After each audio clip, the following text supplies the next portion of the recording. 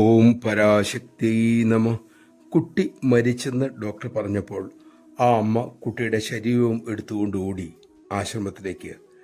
ആശ്രമത്തിലെത്തിയപ്പോൾ അറിഞ്ഞു അമ്മ സ്ഥലത്തില്ല, കൊല്ലത്ത് ഒരു വീട്ടിൽ പോയിരിക്കുന്നു.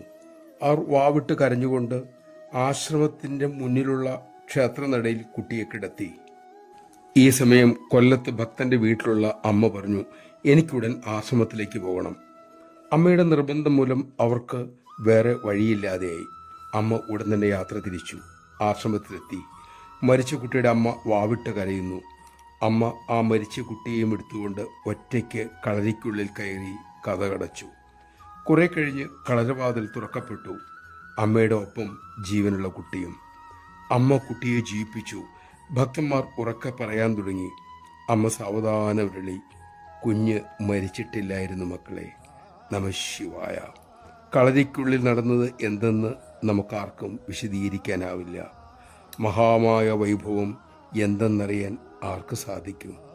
ആ മഹാവൈഭവം മാതൃരൂപത്തിൽ കരുണയുമായി നമുക്കരികിൽ ഇരിക്കുകയാണ്, നടക്കുകയാണ്, നമ്മെ ആശ്ലേഷിക്കുകയാണ്.